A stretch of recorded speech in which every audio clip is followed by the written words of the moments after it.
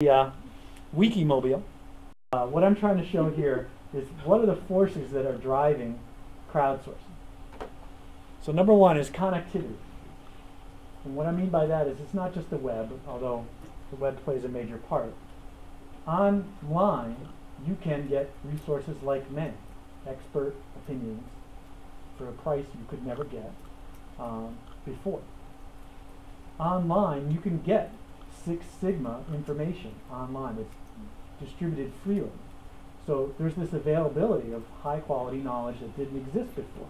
There's a buoyancy effect in give more, get more is what I call it. It's a term from one of our customers.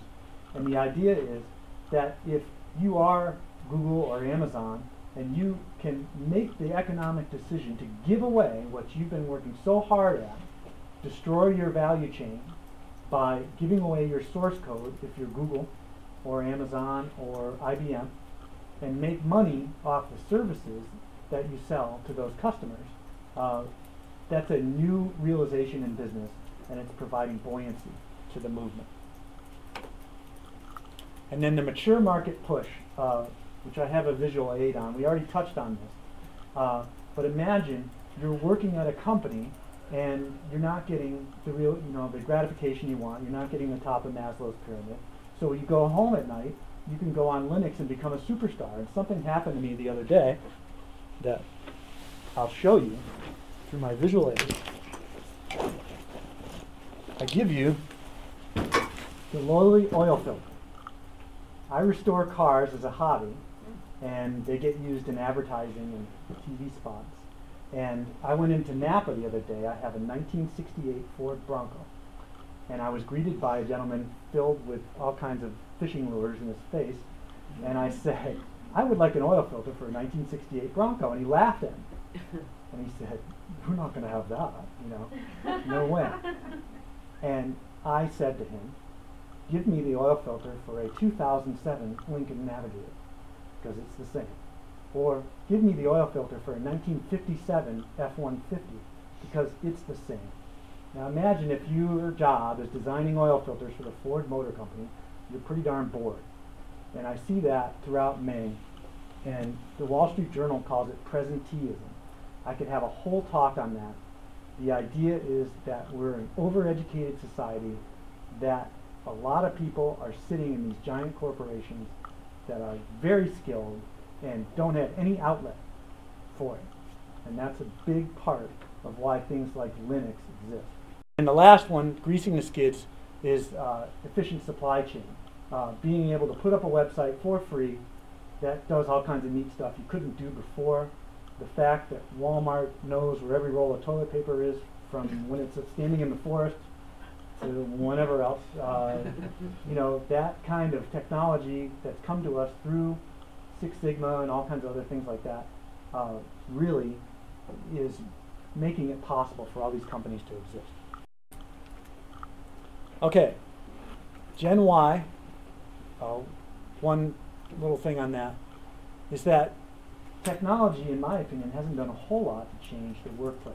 We still work the same hours. I think in many regards, we've all become typists, slave to the computer. So from a humanistic standpoint, technology hasn't functionally changed. It's made it go faster, but it hasn't really changed things until Gen Y came around. And if you want to contrast someone, a 22-year-old coming out of college right now, to someone in their 40s, there's a lot of differences there. People in their 40s did their homework alone. And that is a very foreign concept to a Gen Y person. They always collaborated. And there was a famous case at Duke where they threw out a bunch of kids for collaborating on a take-home exam. And that really was sort of the surfacing of the old versus new mentality, in that the staff at the school thought that that was a really bad thing, and the kids, for all the media tells us, really thought it was the right thing to do. They're going to what? My daughter does it all the time. I keep thinking she's cheating because she's supposed to do her homework alone. Yeah. And I guess that when the rubber hits the road and you get out of school and you go to work, what's more important? Collaboration. Right. I mean, Teamwork. It is. right. Right. Cheating. It's going back. So I think that's going to have a big change, and that's why it's in here. Everybody's trying to figure out how do I market to the Gen Y, you know, gnashing teeth and all that. But they really do sort of do this already, and they don't need to invent fancy terms to talk about what they're already doing. You know, because you know people in their 40s say, "Wow, this is so different. Let's call it crowdsourcing." You know, they're just like, "Well, it's what I've been doing my whole life."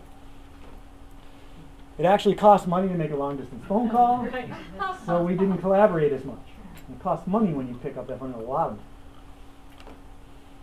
Play involved getting on a bike, so the idea is that if you could just go on a computer and play and talk to your friends on the computer, that's that sort of internet pull on the Wikimobile. It's going to go a lot faster because they're more adept at doing that than people in their 40s. Please wait 6 to 8 weeks for delivery. That's something we had to do, and they don't.